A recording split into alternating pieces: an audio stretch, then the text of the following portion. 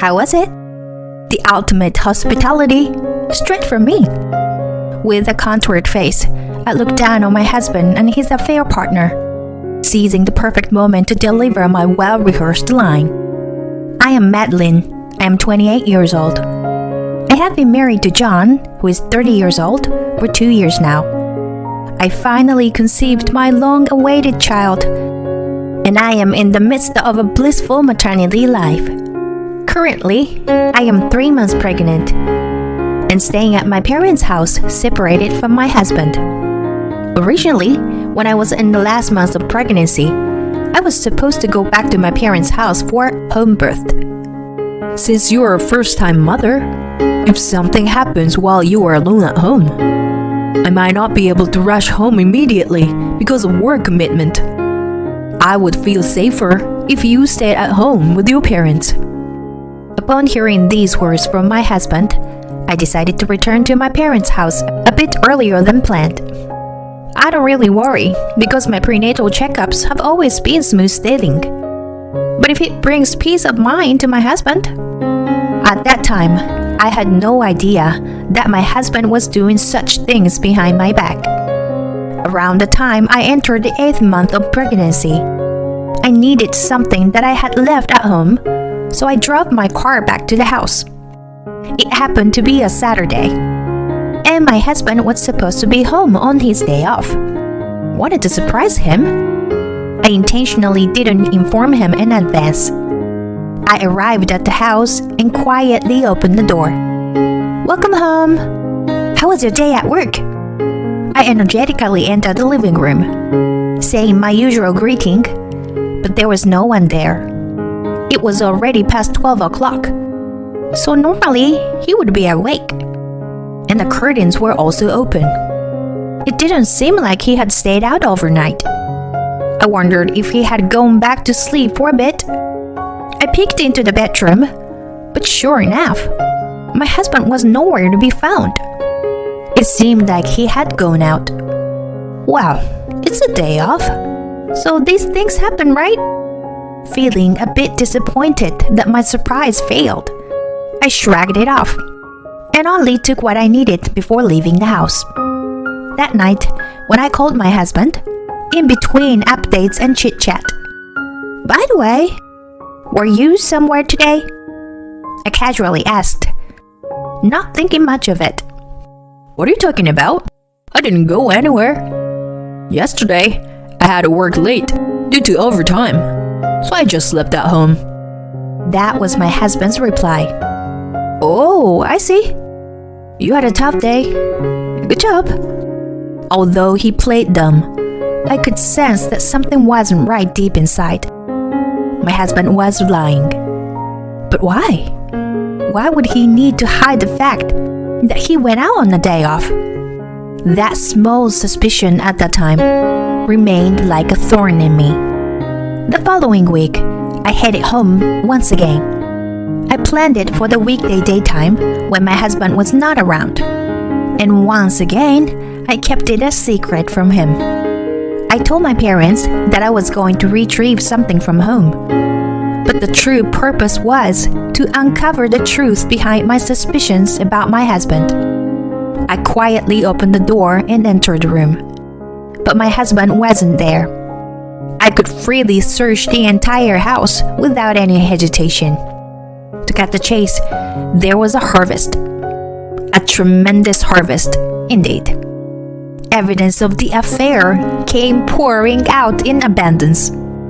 Among them, the most significant evidence was found on the computer. Perhaps due to the carelessness of assuming I, his wife, wouldn't be present, he hadn't set the password for the computer. I immediately looked at the data, and there was a folder named 3. It looked suspicious at first glance. When I opened it, it was filled with images of a young woman and my husband smiling together joyously. They had been going out to various places, from trendy cafes to restaurants with breathtaking night views, even Disneyland. And shockingly, there were pictures of them on a hotel bed. Checking the data on the photos, I discovered that their dates had started approximately a month before I had planned to return to my parents' house. I proceeded to copy all the images onto an external memory and safely stored it in my bag. I couldn't recognize the face of the woman involved in the affair. First and foremost, I wanted to know who this woman was and where she came from, so I devised a plan. I went to a nearby shopping mall to buy ingredients of dinner and returned home, waiting for my husband. Whoa! Huh? When my husband came home, he seemed surprised to find me there. I came here as a surprise to make dinner. I'll take care of everything. So why don't you go take a bath? With that, I swiftly ushered my husband into the bathroom. After confirming the sound of water from the shower, I took out my husband's smartphone from his bag. The lock number hadn't been changed since I accidentally saw it before, so I easily logged in. And there, I discovered emails exchanged frequently between my husband and his affair partner. In those mails, the partner's name was also written as 3. Curious, I checked the contents and found a name that seemed to belong to a woman named Tria. Latin for 3 is Tria, so it must be related. I took photos of the affair partner's full name, contact information, and any other details I could find on my own phone, but I ran out of time. My husband seemed to have finished his shower and came out. I returned his phone to his bag, as if nothing had happened. After that, I had dinner with my husband with an innocent look on my face. Since it's gotten late, maybe I should stay overnight. Suddenly, I decided to spend the night. We engaged in casual conversation before going to bed. In the middle of the night, I quietly got up and set up email forwarding on my husband's phone. Now, I would have access to all the exchanges between my husband and his affair partner. Looking down at my peacefully sleeping husband, a triumphant smile crept across my face. The next day, my husband went to work, and I returned to my parents' house. Within that day, I bought a personal laptop for myself. I had a computer at home that my parents were using, but I didn't feel comfortable opening images of my husband's affair or backing up evidence of the affair. Using the computer I purchased, I researched on the internet and found that I could divorce my husband based on the evidence of the affair I had on hand. Turns out, I can get alimony too.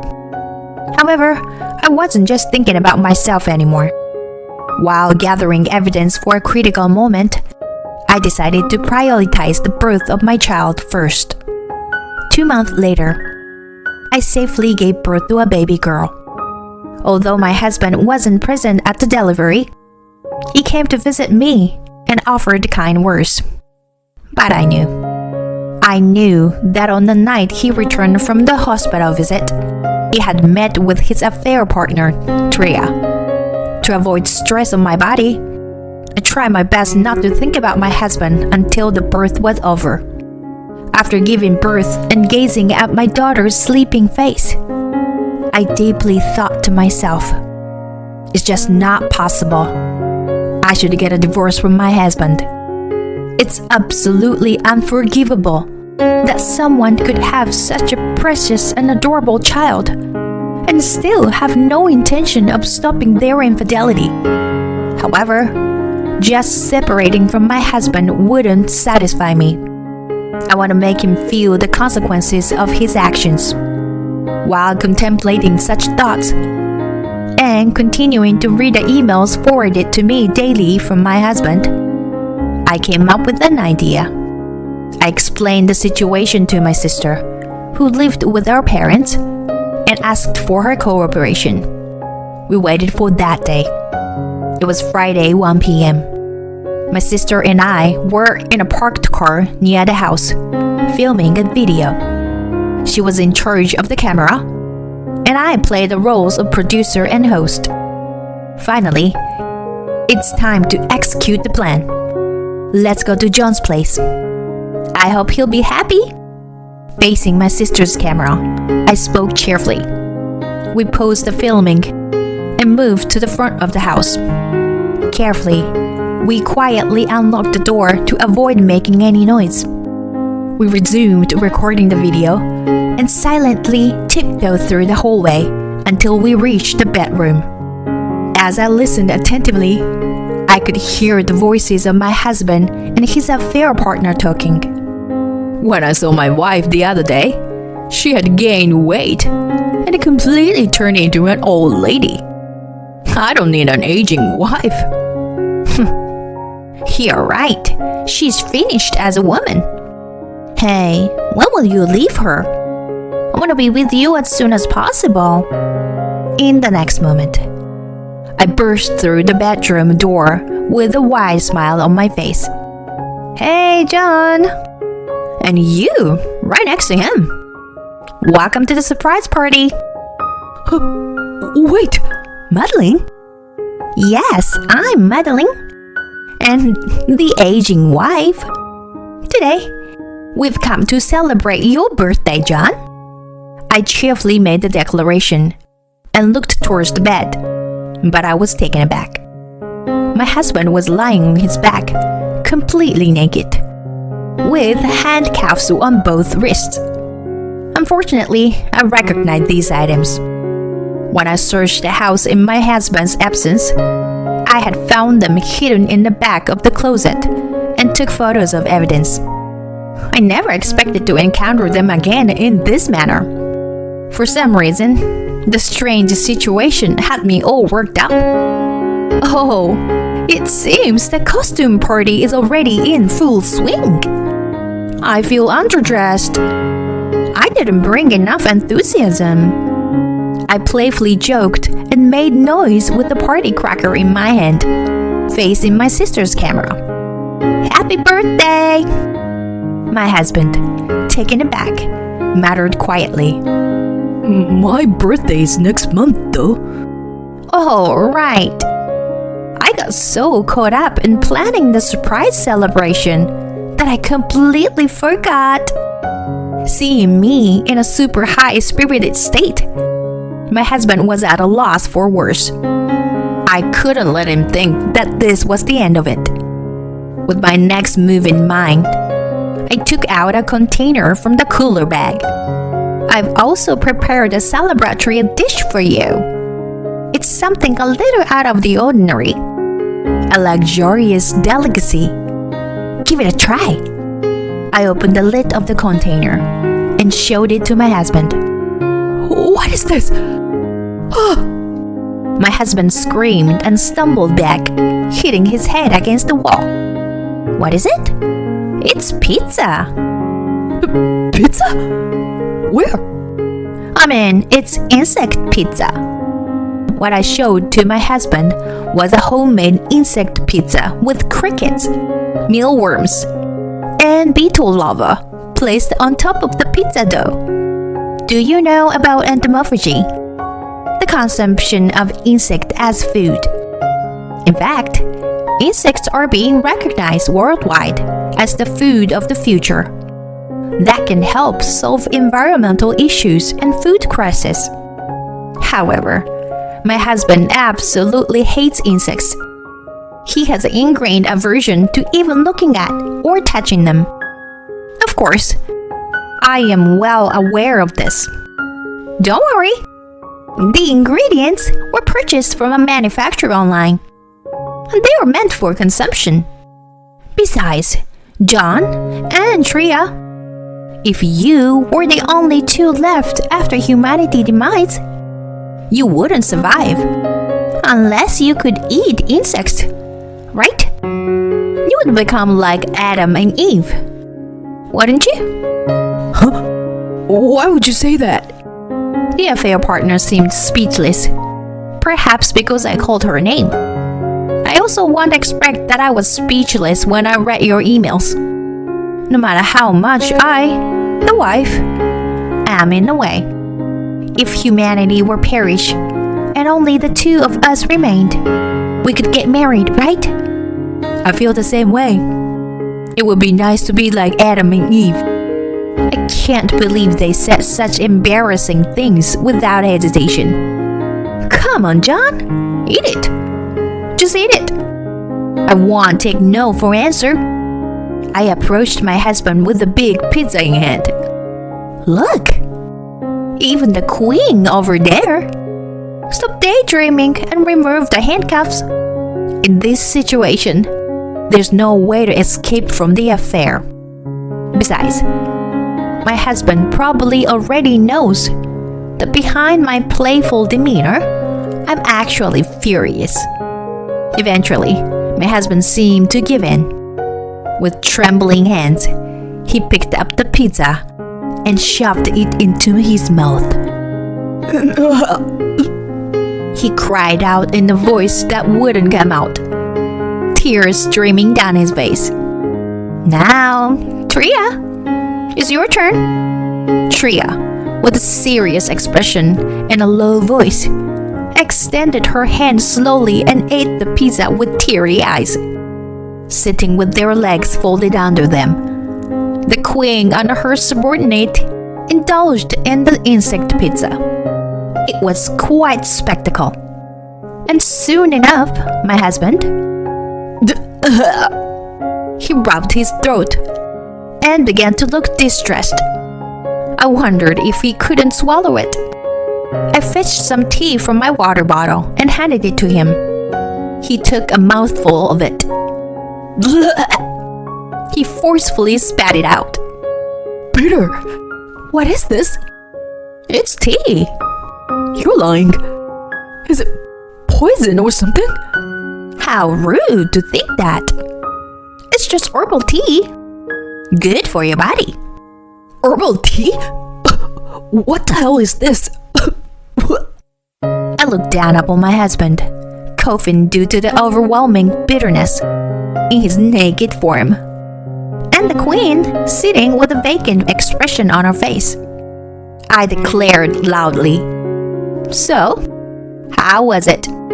Did you like it?" It was my finest hospitality. After recreating the iconic quote that gained fame during Japan's Olympic bid, I nonchalantly proceeded to eat a pizza, topped with crickets right in front of the two. With that, the two of them said, and holding their mouth. The truth is, I have no problem eating crickets. That's because my mother is from the countryside, and sometimes, along with vegetables sent by my grandmother and relatives, we would receive packed crickets.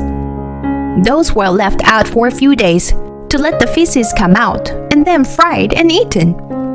I personally think they have a mild and easy to eat flavor, but it seems like many people have an aversion to them.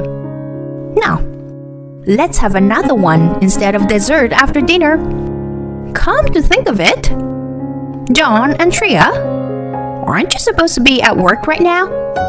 Caught off guard by the sudden remark, the woman panicked and said, "I'm sorry, don't tell anyone at the company." Then my husband rushed to correct her. That's not it. I'm not working. I just took the afternoon off. I smirked and laughed. Oh, really? Well then, I'll call the company and check. I took out my smartphone and searched for my husband's workplace number. Wait, there's no need to check. Why not? Because I had an appointment with a client for a sales pitch, but they canceled on me. Suddenly, I had no work, so I haven't informed the company yet. Give up already. You have a terrible attitude. I know everything.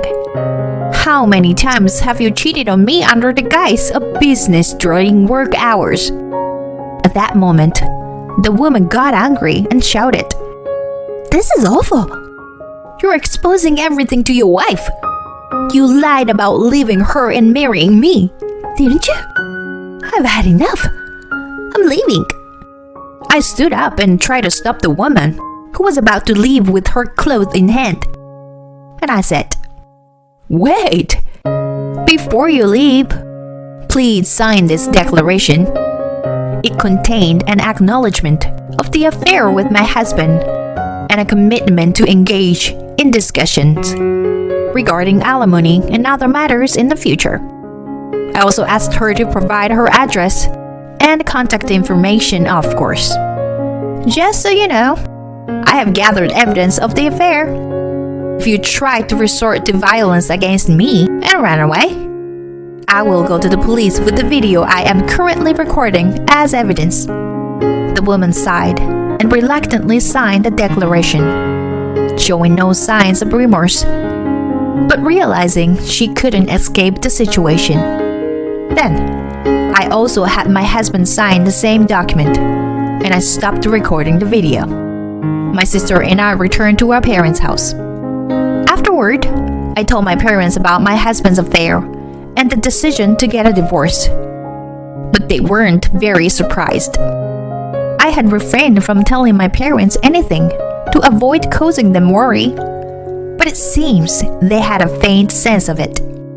It turns out, I had stopped bringing up my husband's topics in conversations. I deeply realized that I couldn't hide anything from my parents, and I felt a sense of guilt. I sought help from my family and found a lawyer specializing in divorce, and I was able to successfully divorce my husband. I obtained custody of the child, and my husband and his affair partner were required to pay me alimony. Furthermore, my husband has the obligation to provide monthly child support for our child. The images found on my husband's computer and the emails exchanged between them served as sufficient evidence of the affair. The video that my sister took of me that day, when I went over the scene of the affair, I just saved it and put it in my collection. Upon looking back, I feel embarrassed because I realized that I had gone too far and acted recklessly. I was able to get him to sign the declaration, which was the original purpose of the project. Seeing the two pitiful faces was a bit refreshing, so I guess we can call the result a blessing in disguise. It has been 6 months since then. After divorcing my husband, I had been living with my daughter at my parents' house. Until my daughter turns 1 year old, I am focusing on childcare. But gradually, I plan to enroll her in daycare and eventually return to work. While I lead a peaceful life, my ex-husband and his affair partner seems to be facing various difficulty. My husband and I got married while working at the same company, as there is still a colleague of mine at my husband's work who has returned to work after maternity leave. I was informed by the colleague that my ex-husband, instead of going to a client's place as he claimed, was actually going on a date with his affair partner. The affair was discovered by the company, and he received a salary reduction as a disciplinary action. Word got out that the reason for the divorce was my ex-husband's infidelity, and that the other woman was Tria, a junior colleague at work. Tria lost her standing at work and decided to resign from the company. As for my ex-husband, Now that we're finally divorced, let's be together.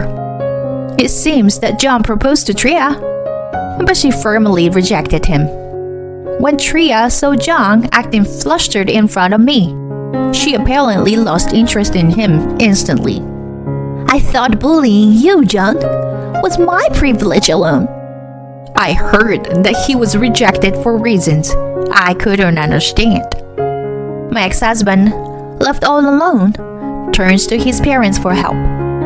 But even they practically disowned him upon learning about his actions. I've heard that they have no intention of providing any assistance. With child support payments to make and unable to quit his job, he can't rely on financial support from his parents either. He lacks the energy to pursue a job change. I heard that he plans to rent a cheap place in an accident-prone building and move there soon, leasing a rental car. Back when we were searching for a place to live together before getting married, I made a joke. Accident-prone properties have low rent. Why not go check them out as a trial? When I said that, my ex-husband got semi-irritated. Huh? What are you saying? Absolutely not. He used to say that, but he has changed quite a bit. Or rather, it's more like choosing the lesser of two evils, isn't it? As for myself, the only things that have changed since then are that I have come to dislike the number 3. Amidst the busy life of single-handedly raising a child, I managed to regain my pre-pregnancy figure. Although my ex-husband called me an old lady, I strive to become a beautiful middle-aged woman.